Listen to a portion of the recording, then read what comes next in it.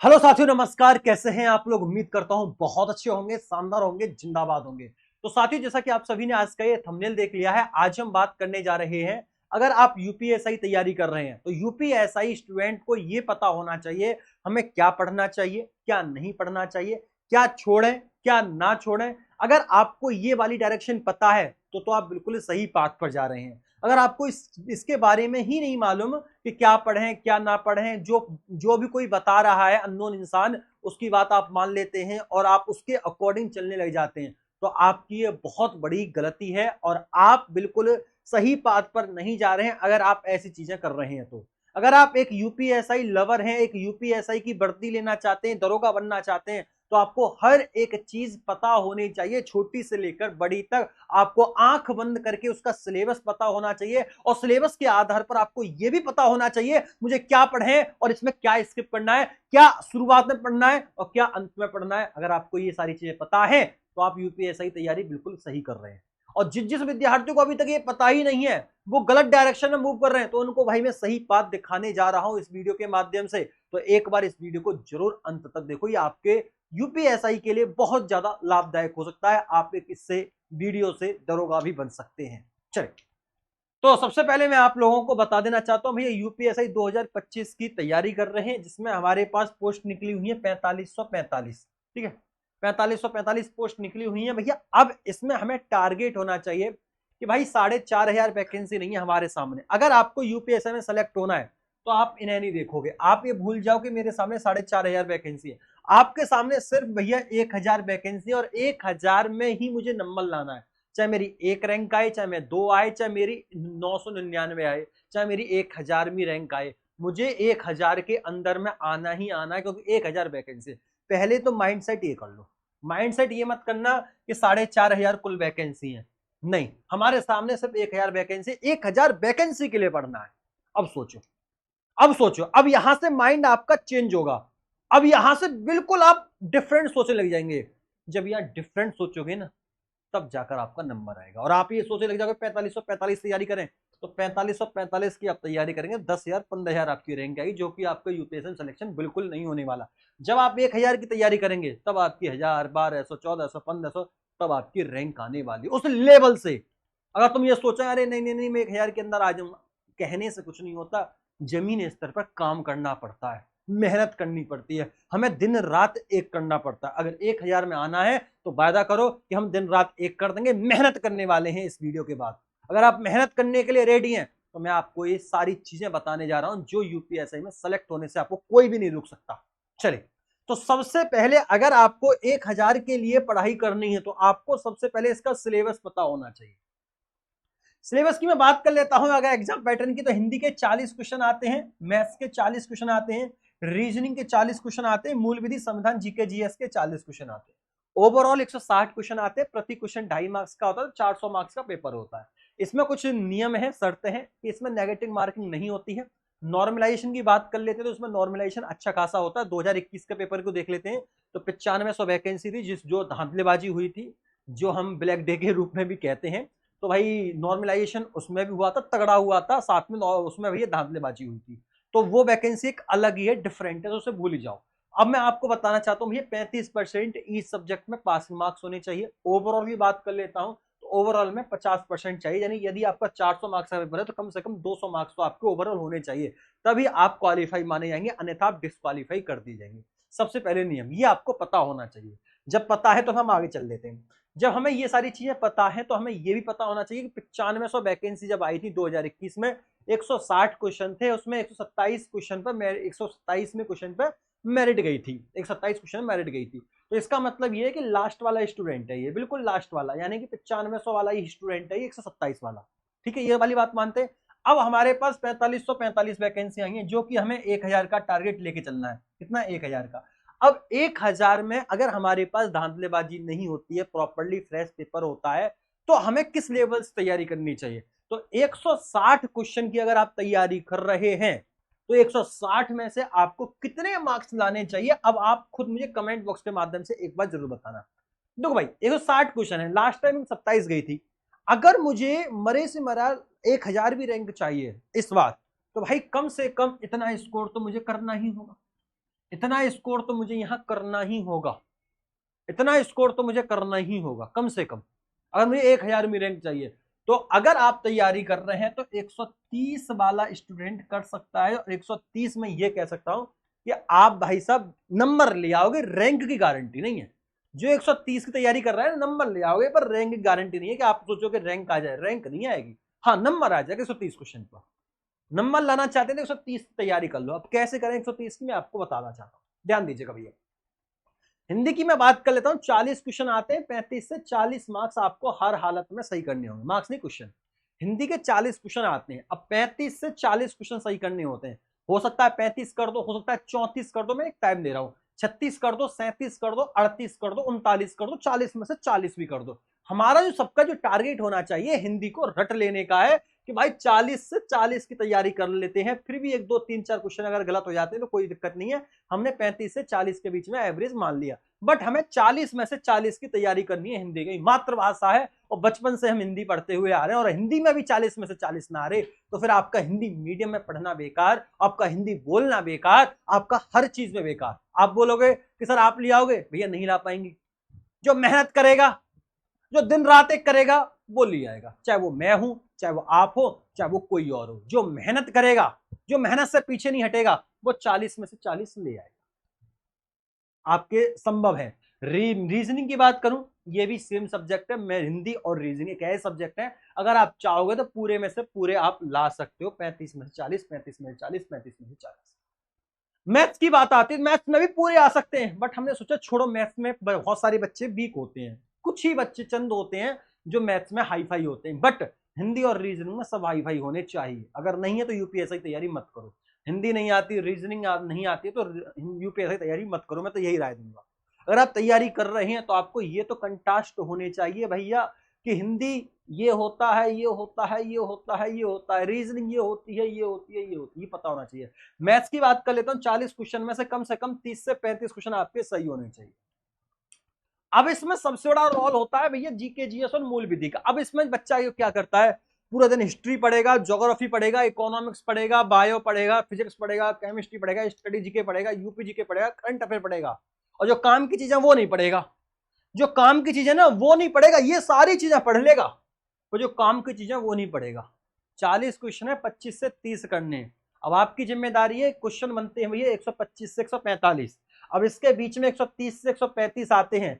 125 वाला हमारी जो लोअर लोअर कैंडिडेट रहने वाला है, और 145 वाला टॉप करने वाला है, वो भैया टॉप 100 में आने वाला है।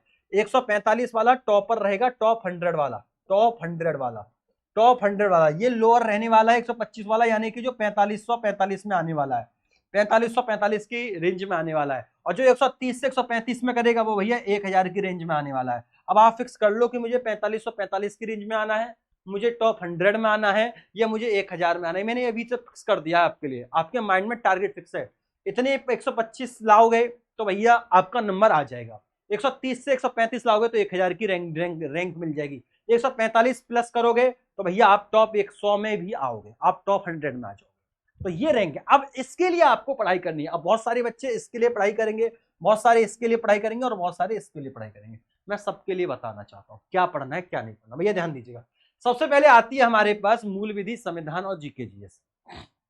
देख भैया, मूल विधि सबसे पहले आप लोगों को मैं बता देना चाहता हूं, अगर आप जीके जीएस की तैयारी कर रहे हैं, 40 क्वेश्चन की तैयारी कर रहे हैं, तो आप मेरे को वायदा करो आप हिस्ट्री नहीं पढ़ोगे, आप इकोनॉमिक्स नहीं पढ़ोगे, आप कंप्यूटर नहीं पढ़ोगे, आप भैया साइंस नहीं पढ़ोगे, आप भैया स्टैटिक जीके नहीं पढ़ोगे, आप भैया आप क्या नहीं पढ़ोगे, आप यूपी जीके नहीं पढ़ोगे, आप कंप्यूटर नहीं पढ़ोगे। ये चीज तो आपको पढ़नी नहीं है।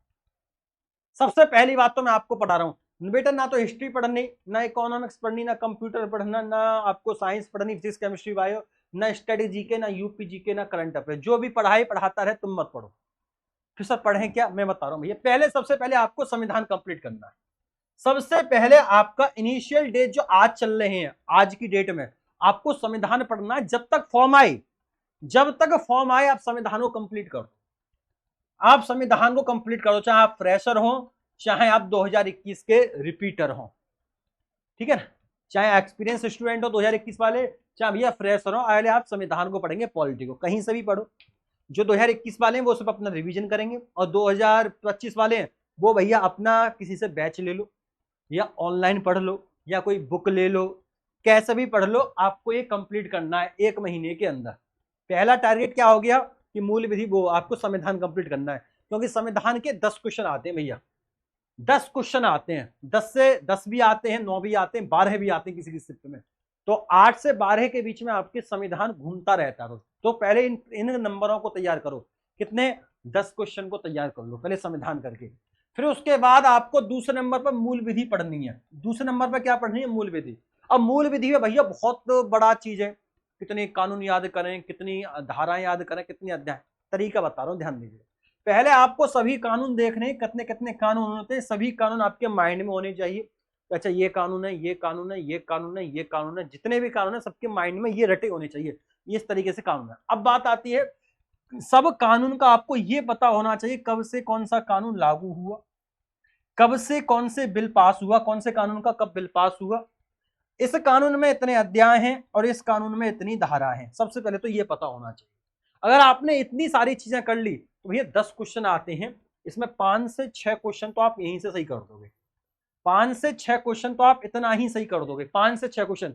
तो 5 से 6 क्वेश्चन ऊपर ऊपर से आते हैं कि ये कानून कब से लागू हुआ था, क्या ये मूल विधि के अंदर ये कानून आता है या नहीं आता, इसमें कितनी अध्याय हैं बताओ, ये इस अध्याय में क्या क्या रखा है ये बताओ, इस धारा, ये धारा कितनी आती है इसमें धारा में, तो ये आपको पढ़ना है। ठीक है भैया, तो अध्याय आपको रटे होने चाहिए, कौन सा अध्याय ये है, 10 12 15 20 21 22 जितने भी अध्याय हैं ये आपको पता होना चाहिए, उसमें कितनी धारा है, और ऊपर से मेन धारा आपको पता होने चाहिए।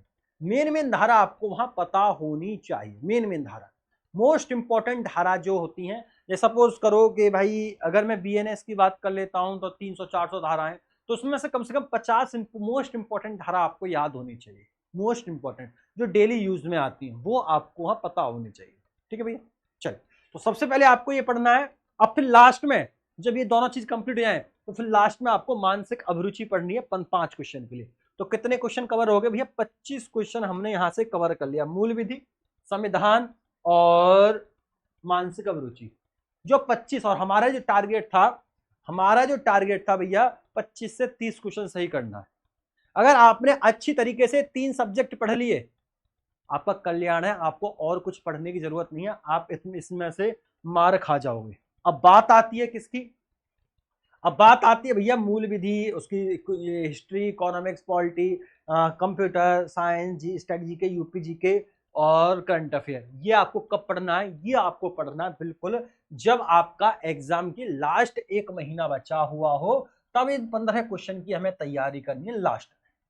अभी से टाइम वेस्ट नहीं करना, अभी से टाइम वेस्ट नहीं करना। और उस लास्ट टाइम में हमें क्या करनी है, पहले ऑथर्स कंप्लीट कर लो, उसमें भैया ऑथर्स कंप्लीट कर लो, उसमें भैया बुक्स कंप्लीट कर लो, उसमें अपनी बुक्स कंप्लीट कर लो, उसमें अपना कितने हमारे पास बल होते हैं, पुलिस बल, कितने पुलिस बल है, पुलिस बल कंप्लीट कर लो, यहाँ पुलिस बल कंप्लीट कर लो, कौन सा पुलिस बल कब स्टार्ट हुआ था, कब से लागू हुआ था, उसका हेडक्वार्टर कहाँ है, ये आपको पता होनी चाहिए। ठीक है इसमें, फिर इसके बाद आपको मोटा मोटा हिस्ट्री के बारे में पता होना चाहिए, फिर आपको मोटा मोटा इकोनॉमिक्स के बारे में पता होना चाहिए, इनको थोड़ा पढ़ लेना। ये 3 चीज, हिस्ट्री, इकोनॉमिक्स और ऑथर्स, बुक्स और आपका पुलिस बल, जो भी आपकी जो भी होती है। ठीक है भैया, फिर इसके बाद थोड़ा बहुत ज्योग्राफी में पढ़ना लास्ट का 1 महीना, अभी से मत पढ़ने लग जाना, अभी पहले अपना कोर्स कंप्लीट करो, पॉलिटी का, मूल विधि का और मानसिक अभिरुचि, ये 3 चीज कंप्लीट कर लो, बहुत ईजी है, 1 महीने में तीनों चीज कंप्लीट हो जाएंगी, 1 से 1.5 महीने में,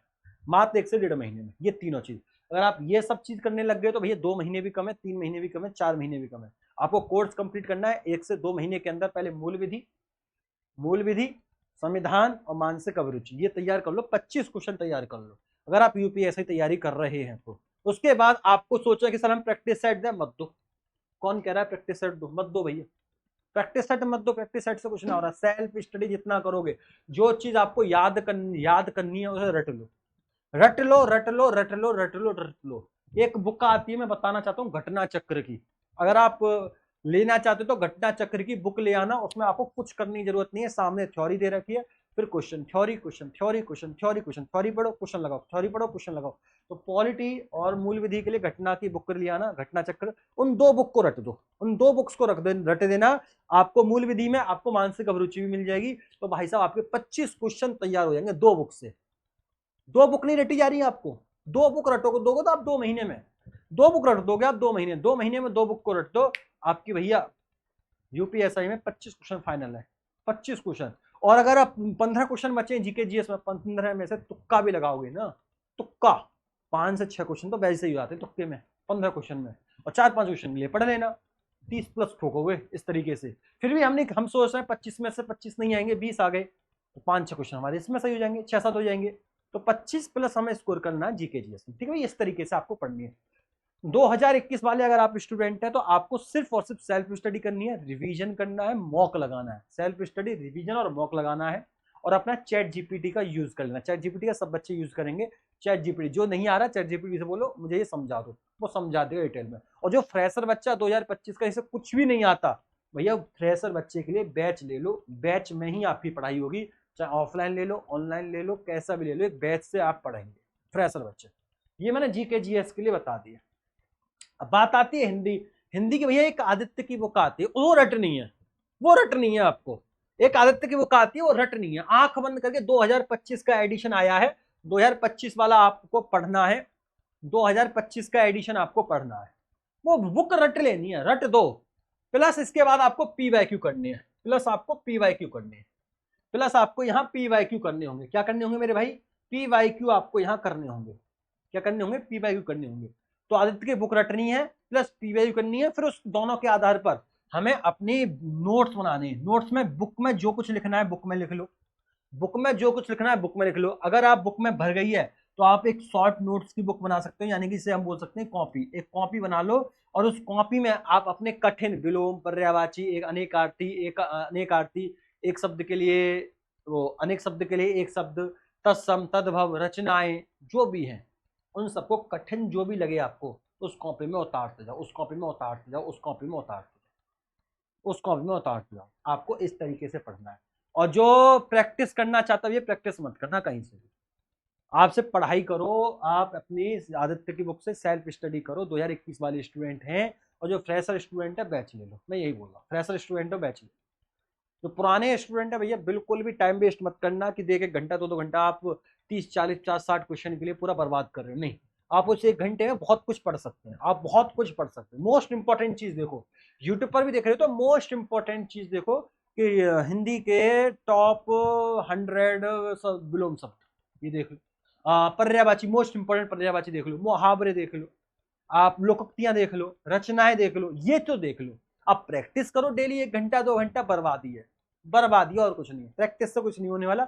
सिलेबस कंप्लीट करना है, सिलेबस के आधार पर पीवाईक्यू करना है। पीवाईक्यू से प्रैक्टिस करो ना मेरे भाई, खुद करो ना प्रैक्टिस, दूसरों से क्यों करवा रहे, खुद करो ना। तुम्हारे पास पीवाईक्यू नहीं है तो खरीद के लाओ, जाओ खरीद के लाओ। ऑनलाइन मत देख लेना, ऑनलाइन सर्च करने लग जाओ, कुछ नहीं होने वाला। ऑनलाइन से खरीद के लेके आओ, इतने इतने तो पैसे होंगे तुम्हारे पास, खरीद के लेके आओ।